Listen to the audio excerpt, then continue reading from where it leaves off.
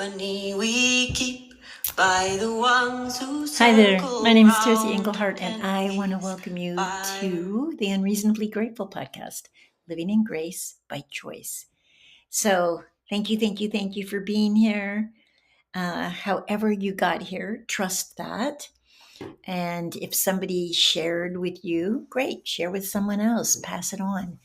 One of the things that I say is all of us probably know someone who struggles with some version of addictive behavior. Some struggle with staying present, seeing the blessing in the challenge. And if so, and you think this would benefit them in any way, then let them know, refer them to it. And I'll look forward to welcoming them when they sign on as well. So let's see here. Catching up a little bit. First of all, remember, I don't have your answers. You do. I'm simply sharing tidbits of wisdom from my 29 years of recovery and life experience. And then just my ongoing lessons in working at staying present, seeing myself as I was created to be, letting go of wounds from the past and embracing the possibilities that present themselves in the present. Letting more love in, letting more love out. Those are all the keys to staying present and living the life we were intended to live. So that's what we're doing here, and I'm grateful to have you be a part of it. I do offer individual time on Tuesday mornings, and grateful for the people who sign up for those. I love getting to know you more personally, more up close. And I particularly appreciate when I get to hear about the victories in your own life. You know, one of the things about the work that we just did about living in an alignment and discovering who we're called to be is that the fulfillment of our calling lives when we see it show up in others. So when I see other people be victorious over whatever distracts them from seeing themselves as a divinely created being, then I'm fulfilled. That fulfills my calling. And so I love that. And I did some work individually with somebody on their calling, and my experience was from the time that I first talked with her, there was this sense of futility, like, what's it all about? Even though she had several years of recovery. And the final conversation where she was lit up and inspired by who she was and the gifts she was given and the future she was creating. So seeing that is so fulfilling. It's just the best. I love when I see someone who's struggled begin to embrace, yeah, how gifted they are and the contribution that they can be to the lives of others. Okay, so a couple of things. One thing is I missed a week. I wasn't even aware that I missed a week until my granddaughter said, "You missed a week," because she's the one that does some of my posting for me. And I thought I had been so clever because I was navigating having guests and I had recorded early. But, you know, when you change your schedule, as my husband and I say, things just go to custard. That's a saying that we've adopted from a New Zealand friend of ours. So that's what it felt like. It felt like one night we didn't get the chickens closed and I didn't get the eggs collected. And then I missed a week because we just rearranged our schedule to accommodate hosting people. And our lives went to custard, so to speak. Anyway, I'm back. Grateful to be here. And this particular episode is called Denial and Surprises. So I just want to share a little bit with you about that. So for myself, I can look at my life past and even current and see that denial is one of the ways that I navigate what I'm resisting or what I don't want to take responsibility for. I just ignore it like maybe it'll go away. Now, it rarely, if ever, does. And in this case, it didn't. But this is what this particular case looked like. Now, remember when I share a story, you may not have the same circumstances, but you can lay the background, the framework of the story onto the circumstances in your life, and perhaps you'll see something.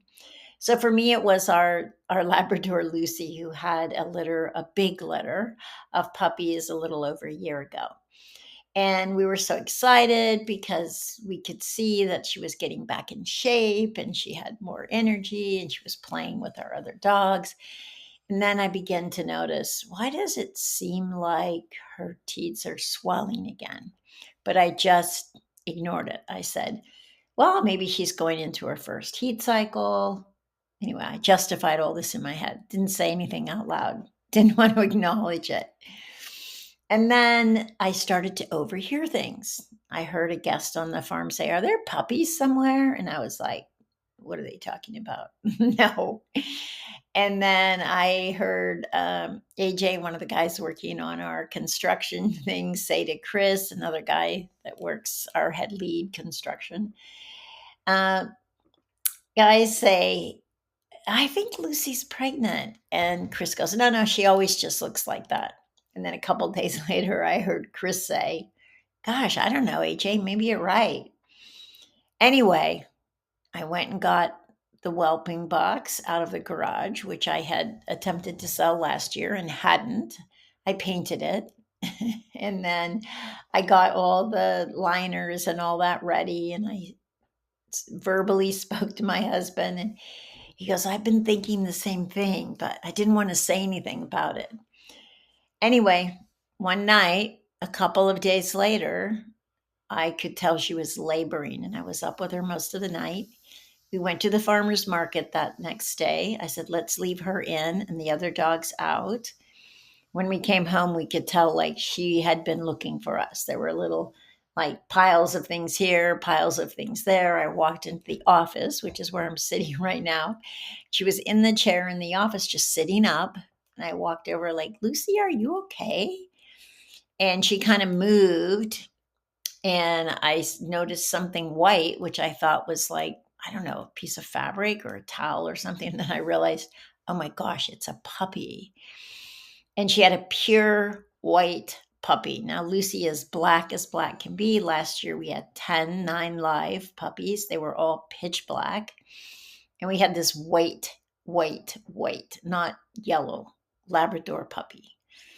Anyway, we were debating, okay, who's this dad? Because we had thought perhaps it was one of the dogs on the farm, but with the dates and the times. Anyway, Rose lives on the farm, reminded us that there had been some harvest host on the farm that had a brown chocolate lab in May, and they had said something to her about, I think your dog's in heat, my dog's all over. Anyway, that's who we believe is the dad because the timing works out right. And we got a white puppy.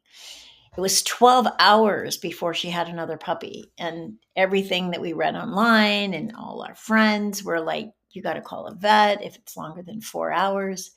But I just kept thinking, she seems fine. She seems good.